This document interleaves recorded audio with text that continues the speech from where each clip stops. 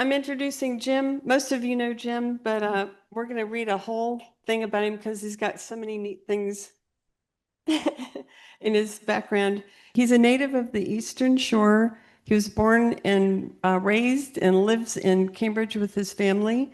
He started out studying contemporary literature at Salisbury University, but decided to follow his family tradition of working on boats, and he spent the past 27 years working at Campbell's Boatyards in Oxford. During his time off from the boatyard, Jim runs the nonprofit Maryland Biodiversity Project, which we all know about and use, and works for the University of Maryland performing plant surveys. As co-founder and president of the Maryland Biodiversity Project, Jim spends time documenting the flora and fauna of Maryland, along with managing many of the project's field projects, MBP. Jim was the University of Maryland's Chesapeake champion in 2017 and the Maryland Department of Natural Resources Conservationist of the Year in 2019. And his talk is on the rare, threatened, and endangered plants of the Eastern Shore. So come on up, Jim. Hi, everybody. It's nice to see a full house. This is the earliest presentation I've ever given. We're all full of coffee, so it's going to be great. So if you all have heard me present before, I'm way into audience participation. So interrupt me, raise your hand if you have questions while I'm going along. Today, I'm going to talk about the rare, threatened, and endangered plants of Maryland. And I have 45 minutes to do it. Very, very difficult. So I thought about, since we have such a short period of time, what's the best way for me to convey to you all the importance and the rarity and just the overall scope of the Eastern Shore's RTE plant species. And I thought there's two ways. One is numbers and two is pretty photographs, right? So the first part of the talk is going to be real numbers, and there's not going to be any photos, but I hope these numbers try to convey what we're dealing with here. So how many species of plants are found on the Eastern Shore? I really don't know either. I'm going to say it's roughly 2,000. It might be a little less than that. So how many RTE species do you think are found in Maryland? Somebody give me a number. Not 500, a little less. 328. Good, right? So these numbers are taken from Chris Fry's RTE plant list of Maryland, right? You guys can Google that. There's two lists available. One's just a county list and one's an expanded list. We are so lucky to have this available to the public. The expanded RTE plant list of Maryland that Chris Fry compiles about every 4 or 5 years it's just an amazing resource. And all of my numbers today are coming from that document, okay? If there's 328 RTE species in Maryland, that means that on the Eastern Shore, that means there's roughly 16% of the flora is rare, threatened, and endangered. It's quite a bit, right? So what county do you think has the most RTE plant species on the shore? Nope, Worcester. Worcester, okay? So check this out. There's your species totals, right? So Kent, I was surprised by Kent. Kent has a large number. And I think that's because you actually have a lot of, there's Delmarva Bays here, right? We have a lot of fresh tidal marshland up on the Sassafras and the Bohemia, right? For those who live in, how many people are from Cecil County? Oh, good. I'm not going to make anybody angry. I left Cecil County out. Cecil County's weird. it's got two provinces, it's got Piedmont and coastal plain, but there's something really weird about Cecil. Cecil flora has a lot of plants that are only found in Cecil and Garrett County, right? So that's a whole presentation that would be fun to give sometime. So, but I don't include Cecil County in these totals, okay? If we included Cecil County has serpentine and stuff like that. So the RTE plant totals would skyrocket. So Talbot has the least amount with 38. Why do you think that is? Yeah, I mean, there's not a lot of green space in Talbot. There's hardly any public land. And what you'll see is if you add up all those county totals, you have 735 total Eastern Shore County ticks for RTE species. Of these, 118 represent county extirpations. Do you know what extirpated means? Extirpated means it's gone, right? So kind of I don't like to use extinction because you can actually re-find extirpated species sometimes, but think of like a low level, very local disappearance, right? That means that 16% of all RTE county ticks on the Eastern Shore are extirpated. Yes. The question was, what were county ticks? Yeah, so I just added up all the county totals, right? So I added up these numbers. You add up all those numbers, right? And I use the county tick. That's just a phrase that I use. So it's all these numbers added up, right? So say their seaside alder is found in Wycomico, Dorchester, and Worcester. That would represent 3 county ticks. Does that make sense to everybody? Yeah. So that means 16% of all county RTE county ticks on the Eastern Shore are extirpated. It's also quite a bit. So if we look at the extirpated percentages, right? Kent, 8 of the 69 RTE species equals 12% extirpated. What I really find amazing here is Talbot once again, right? 42% of all their RTE species are extirpated, right? And I also find Worcester to be pretty interesting. Only 20 of 203 species are extirpated. I'm not really sure why. Yeah. Worcester County has a ton of green space, right? You got the Pocomoke River, you have Assateague. There's a lot of protected area compared to Talbot, which hardly has any. Yeah. But also Talbot is a lot of ag. Yeah. So they've lost a lot of their, Delmarva bays and things like that. So pretty interesting numbers there. One Eastern Shore RTE species has gone extinct, right? That's Nuttall's mudwort. It's a small aquatic thing that lived in the intertidal zone in freshwater and brackish marshes. And the last observation was in 1941. 36 of the Eastern Shore RT species are considered extirpated from Maryland's Eastern Shore. 18 of these 36 RTE species are considered extirpated from Maryland, and another 18 of these are considered extirpated from the Eastern Shore but have populations extant on the Western Shore.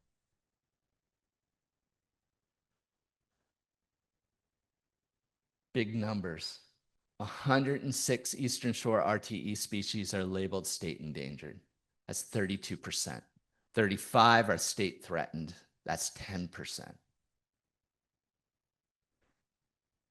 Do you guys know the state and global rankings that NatureServe and the Natural Heritage Program use to say the level of rarity for a species?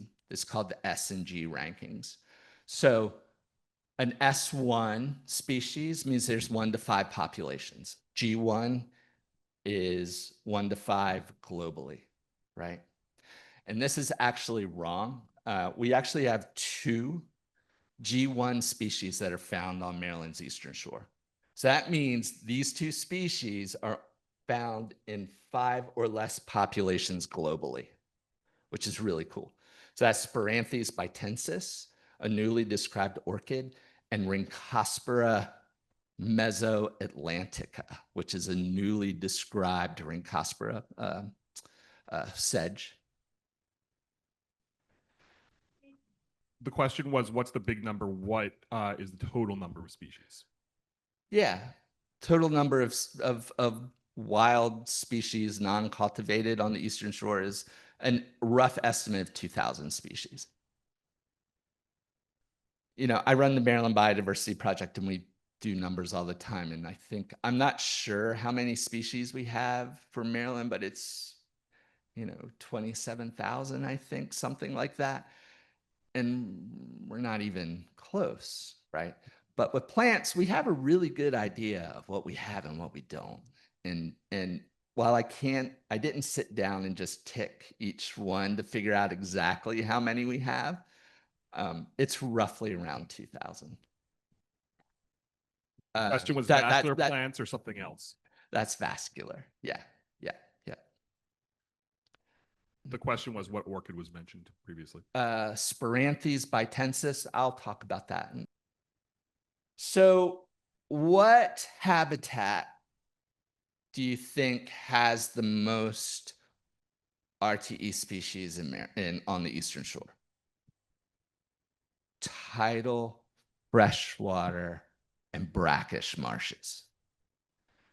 So for this talk, I made a spreadsheet and just put a 1 next to, I listed all the species, all the habitats, and put a 1 next to each species, which habitat it was in.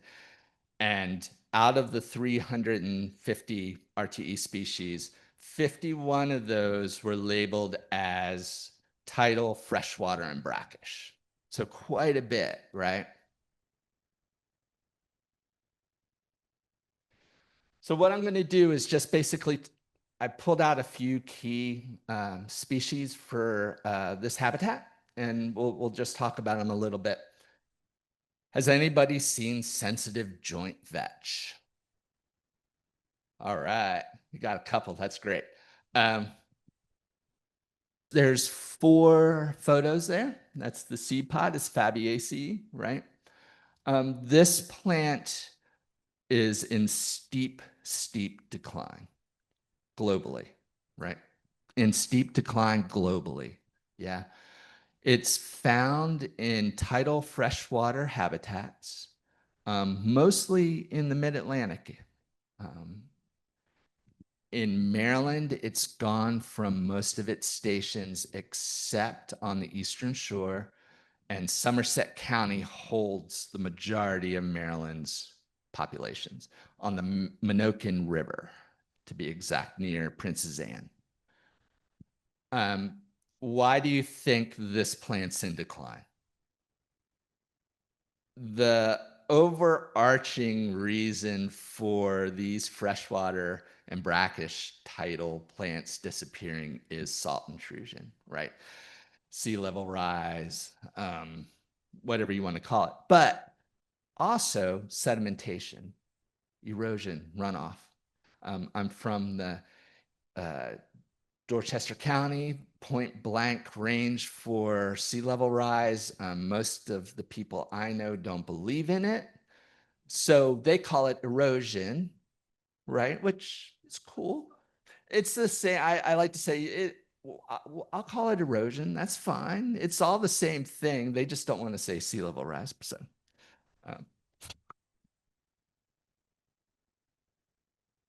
Triglochian striata. How many people have seen this plant? John. All right. I think John and I have seen this plant together. This is another nondescript. I decided, as a side note, that I could put the non-pretty plants here since we're all plant nerds and I don't have to talk about orchids every slide. So there's going to be a lot of non-interesting looking plants, but this is a really cool plant. This only grows in tidal marshes, right? It needs a little bit of salt, mostly fresh, right? Dorchester County, southern Dorchester County is the hub on the eastern shore for this species, and it's disappearing fast. Yes, sir. Request to introduce each plant by telling us what family they're. I could, except for does anybody know what family this plant's in? I could do all of them, but this one, it's a tricky one. I'll tell you afterwards. Is that fair? Sorry, I apologize. But this plant's disappearing fast. This is one of Chris Fry, who's our state botanist, the guy I was talking about who did the RTE expanded plant list. This plant, he says, might be one of our first plants to be totally extirpated from the state due to sea level rise. It's really disappearing fast. The high tides that come from, like the hurricanes and stuff that totally inundate southern Dorchester County have wiped out a lot of these populations. Alnus marittima. This is a cool one, right? Seaside alder, Betulaceae. Okay. And my Latin's not good. I'm an English guy, so I never took Latin. So seaside alder, the majority of the global population is in Maryland, right? Dorchester, Caroline, Wicomico, and Worcester. One population in Delaware, in Sussex County, or a few in Sussex County has populations. One population in Georgia, and 2 populations in Oklahoma. Weird, right? So thought is it's was spread by Indian dispersal. I don't know, I'm not an anthropologist, so I can't say that, but I've heard that. But the Maryland Heritage Program is responsible for protecting the majority of this plant. Chris Fry says that Bill McAvoy and him were talking. Bill's one of the big plant guys in Delaware. He'll be giving the big talk tonight. During Hurricane Sandy, one of the Delaware populations was totally wiped out because of high tides. Okay, so salt, one high tide from one hurricane wiped out a total population, right? So we are experiencing the same thing here as the salt intrusion creeps up the rivers. We're starting to lose certain populations. Scary stuff. Yeah. Question was, Wow. who likes it? All right. Eats it? Do you smoke it? We're one of these crowds. Yeah. I am sure that there are insects that feed on this family of trees. I don't know of any specific bugs or insects that feed on it though. So I'm not sure. I can get back to you. We can. Yeah. So I'm not sure. I Comment don't was, know. Were the Indians thought to have done it? Yeah. So the Cherokees lived in Georgia. They went to Oklahoma. Yeah, no, not by choice. No, absolutely. So yeah, so like I said, I'm not sure. I bet Bill McAvoy, if you find him, he might be able to tell you. Question was, do these plants have the ability to creep inland? can they evolve fast enough? Is sea level rise happening faster than these plants can evolve? It's a great question that I can't answer. Is there anybody here that knows that answer? I'm sure we have some ecologists that might be able to know. I'm not sure. It would be a great thing to study, though, and I'm sure there's people that are doing that, but I can't. Okay. It was evolution takes thousands of years, so the answer is probably pretty clearly no. Right. Yeah. I mean, that would be my gut feeling, but I can't, Comment was there is some documentation relatively fast. yeah, there are other people that are more, that can answer that question with more authority than I can. Yeah. Oh, so oleogohaline marshes. This is my favorite habitat on the shore. Can somebody tell me what oleogohaline means? Little salt, a little tiny bit of salt.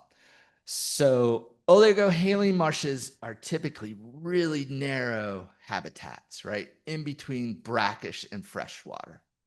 So as you can imagine, as sea level rise happens, this narrow stretch of marsh becomes narrow and narrow. And there's actually a lot of plants that only grow in oligohaline marshes, right? Like few flower milkweed, milkweed family.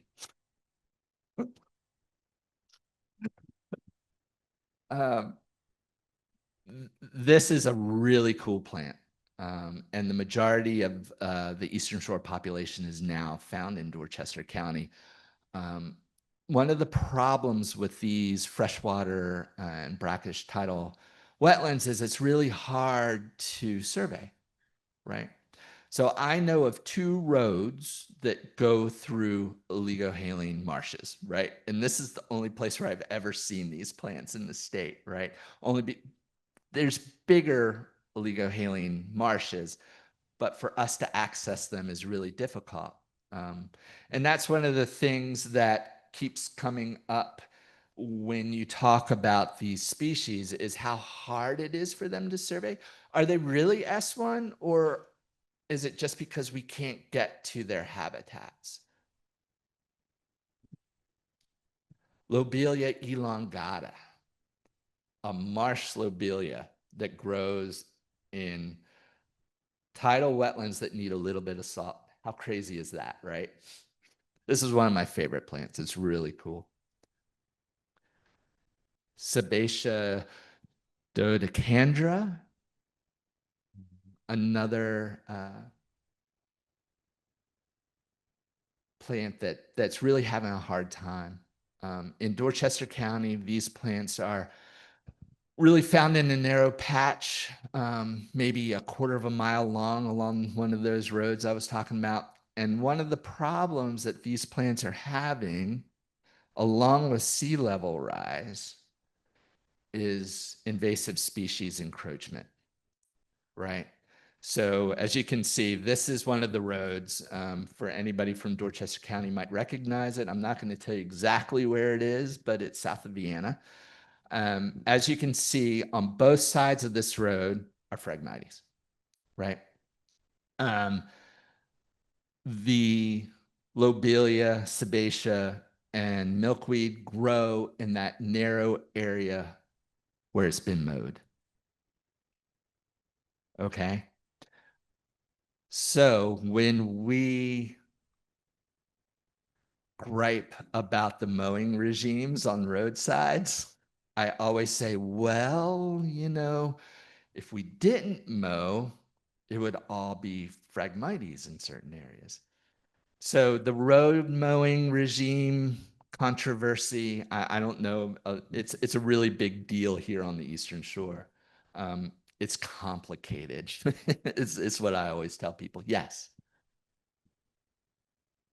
The question was, when we say it needs a little salt, is it in the air? Is it in the water? Is it in the soil?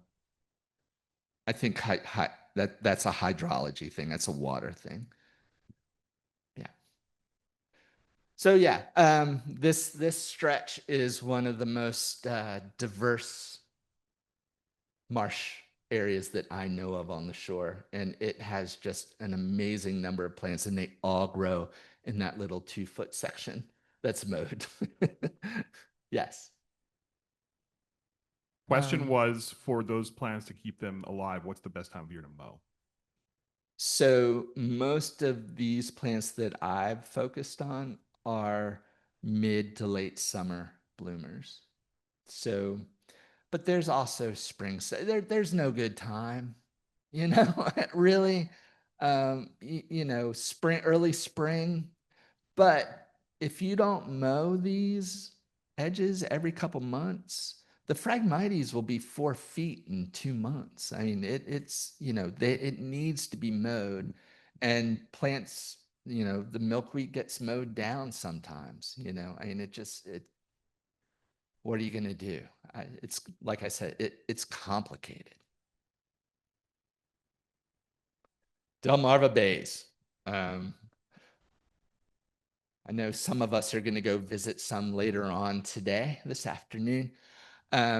These are really cool kind of vernal pool openings. The hydrology is different than a vernal pool, but they're drawdown freshwater wetlands found on the Delmarva Peninsula and down in Carolinas as well.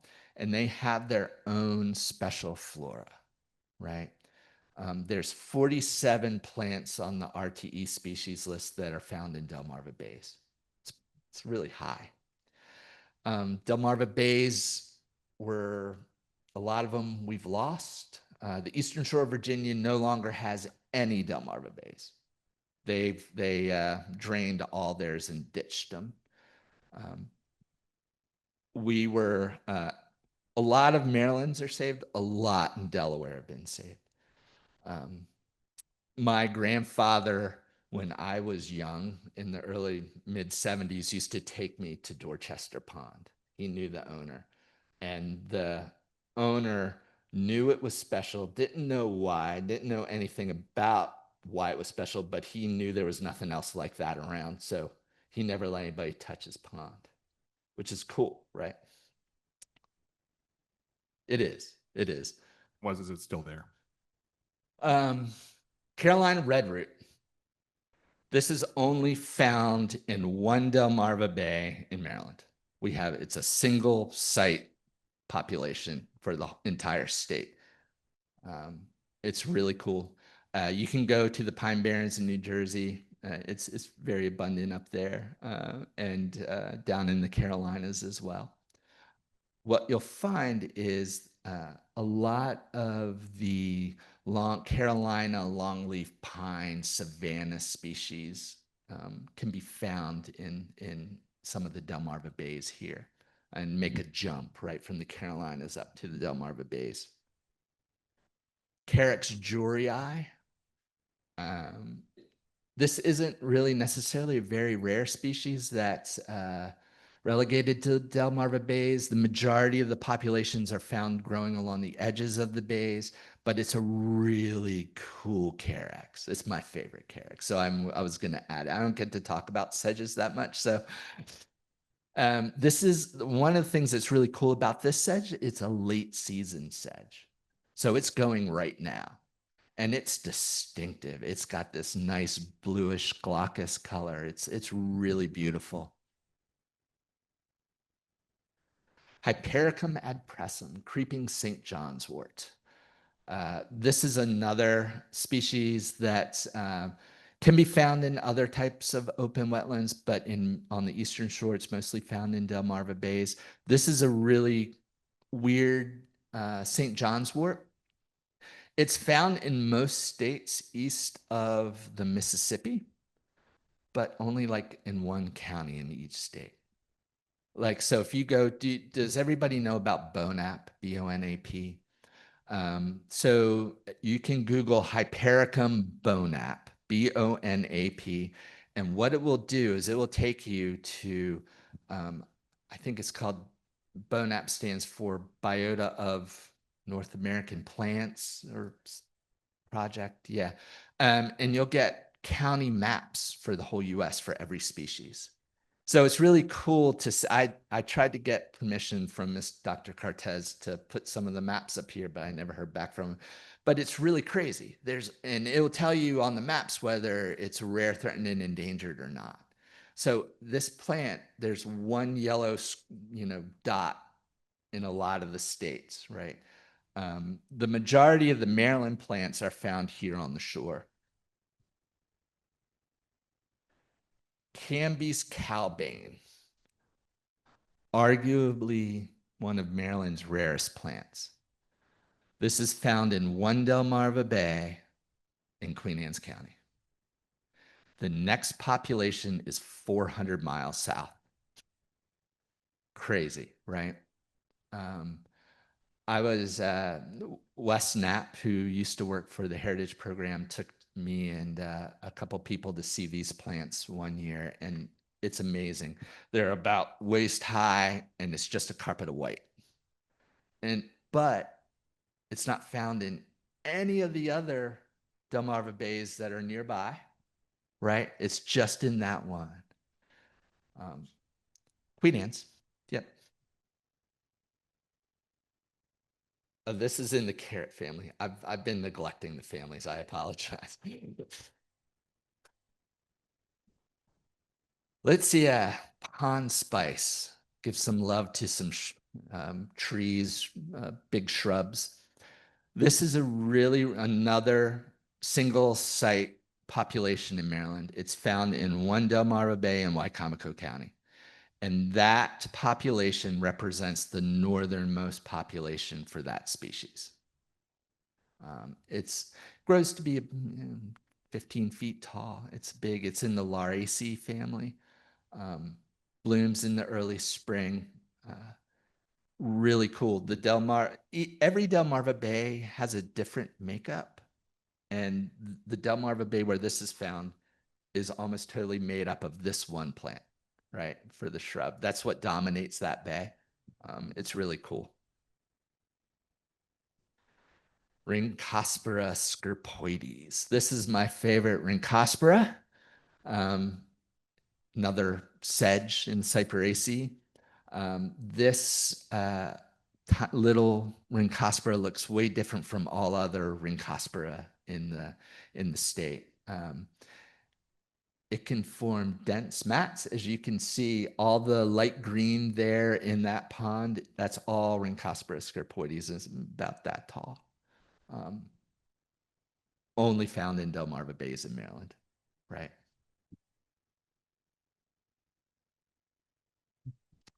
Sand hills and inland sand dunes. I'm probably getting close to my time, so I'm going to run through a lot of these. So from Federalsburg in Caroline County, the runs down to about Mardella Springs in Wicomico County, there's a line of inland sand dunes. From the Pittsville, Salisbury down to Snow Hill, there's another line of inland sand dunes. So they're ancient sand dunes left over, and they're totally xeric habitat, very dry, sandy, right? And this habitat has a ton of stuff that's not found anywhere else in the state.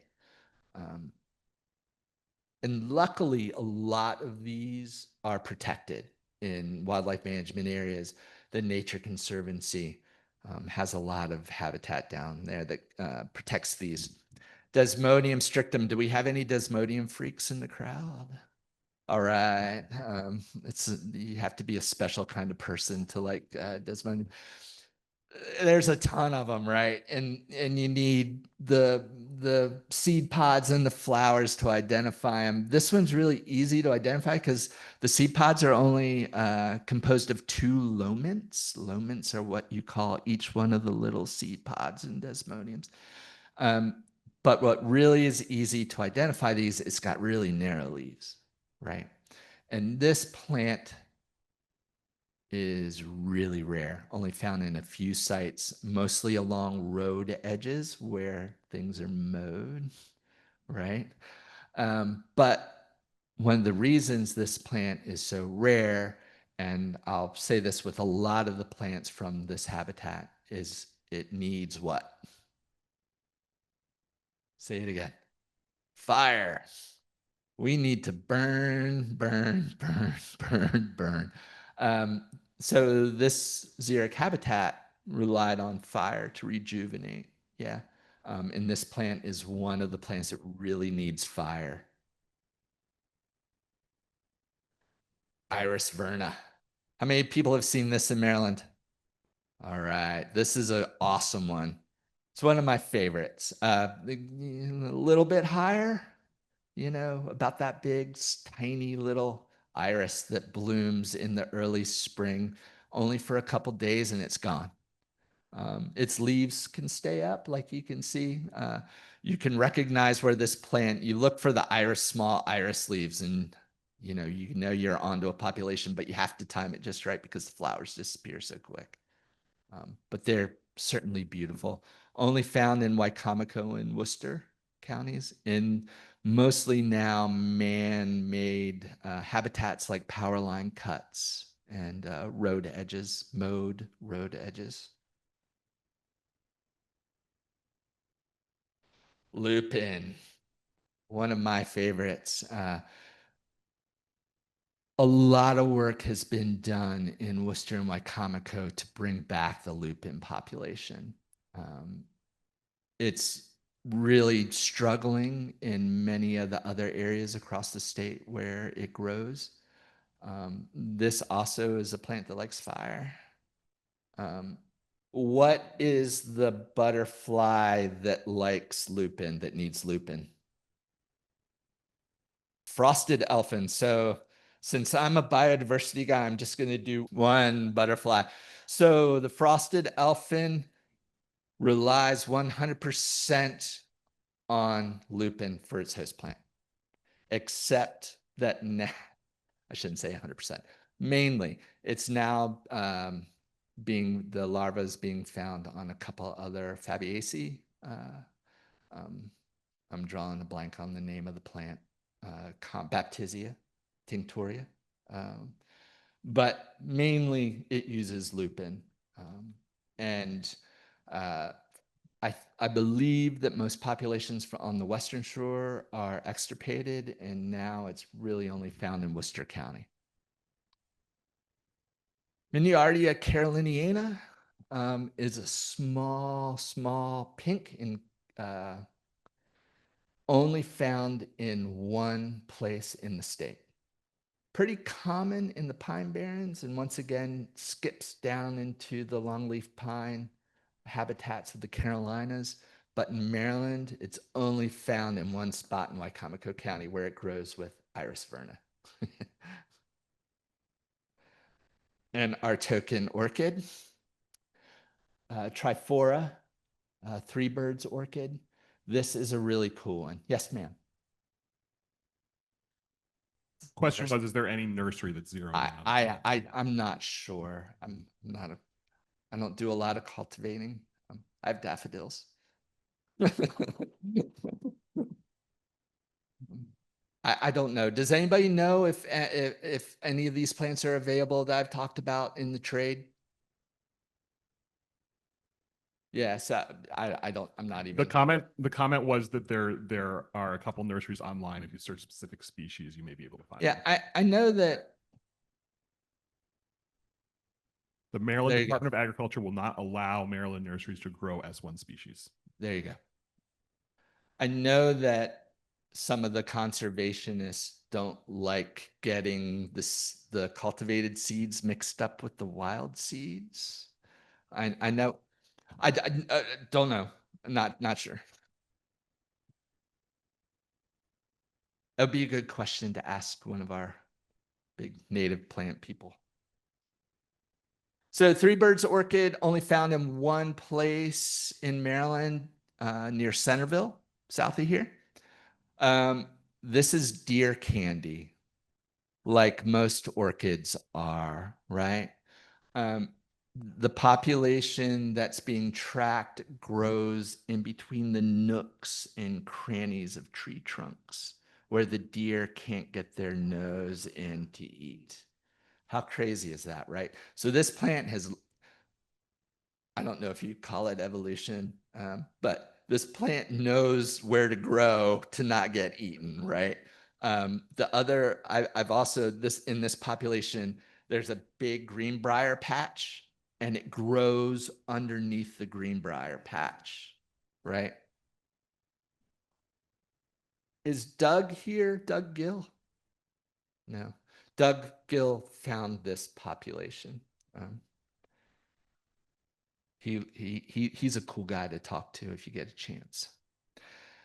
All right, we're closing down. Amaranthus pumilus. This is a really cool one that only grows on Chesapeake in Maryland, in the area where the high tide line stops, right? Exactly where all the four-wheel drive people like to drive, right? So they put the plants in cages to try to protect them. Yeah. Really rare, wasn't found in the state until like the early 90s, I think. Yeah.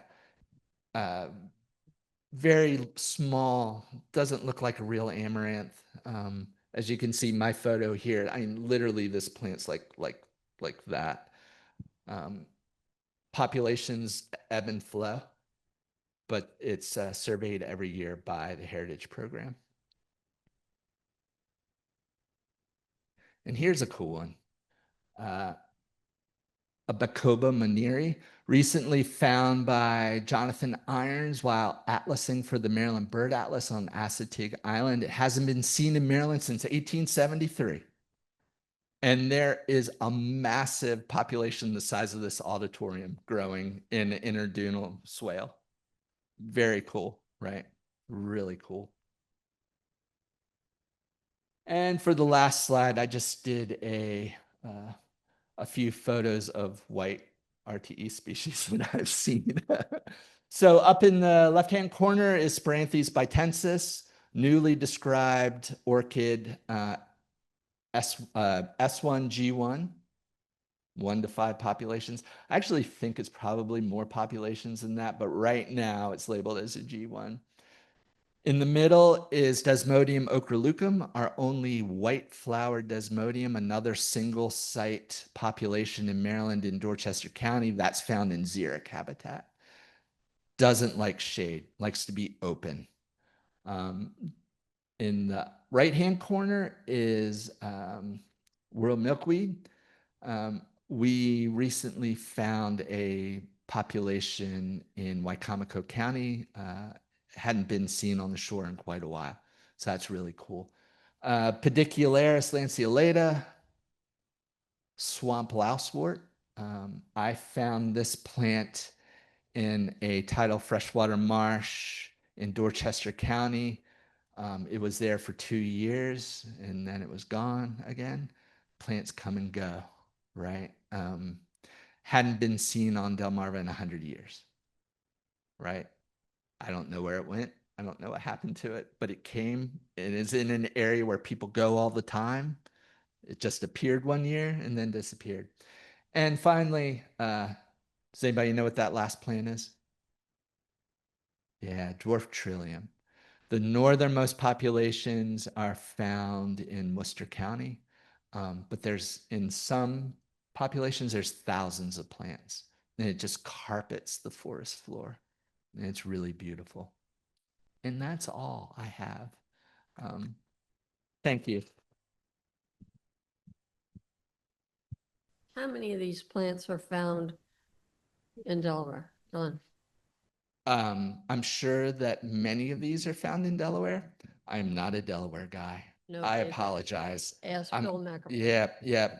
Bill is the guy to ask. I apologize. I don't. Yeah.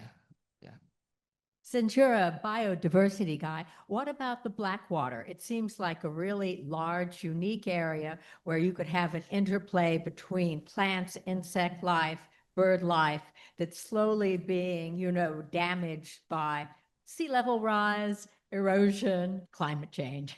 Yeah. Blackwater's It's in my backyard. I grew up 10 minutes from Blackwater. It's a great spot.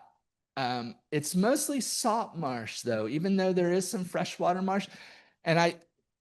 So here you go. The roads don't go through a lot of interesting habitat, right? And since it's federally owned land, there's no access unless you have permission. I'm really glad that we have federally owned land, but yeah, unless you have permission to access that land, I just don't know. Like I said, for the salt marsh and things like that, it's awesome. And one thing I will say about Blackwater, the cicada are starting to cause a lot of damage. Yeah. Deer browse from white-tailed deer, we all know about it. But the cicada also are doing a lot of damage. And you don't hear a lot about that. But I'm sorry. Okay. Yeah. Hi. Yeah. Please. Just adding on to that, I'm with U.S. Fish and Wildlife Service. They're also in the process of acquiring more upland parcels to add on to the refuge, and there's a whole acquisition area to continue to try to get those more diverse upland habitats, partially because we know that marsh migration will happen, but also to have a wider range of what's available, and hopefully over time, more of that will become public accessible as it's managed. Awesome. That deserves a clap. I don't know if you can answer this, but so we've heard how threatened, endangered Maryland is in terms of the plant species in the Eastern Shore here. Do you have a sense of how that extends to the other coastal areas in I guess we'll call it the mid-Atlantic? I don't know how far you want to define that, but do you have a sense, like, is it all like this? Is it worse in other spaces? Do you have any feeling for that? So I think that the same problems that are being faced here in coastal Maryland are being affected up and down the seaboard.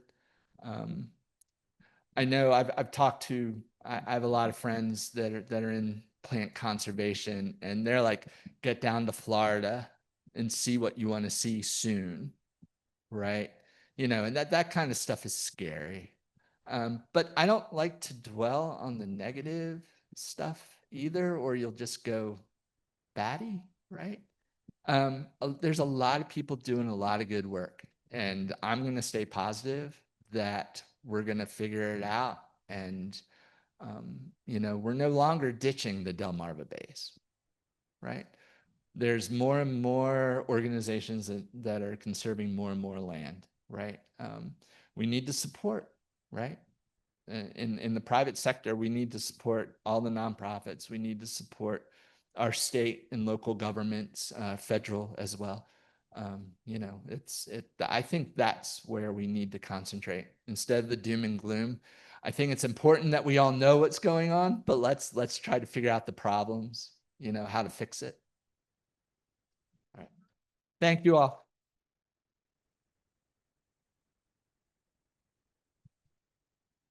Thank you, Jim.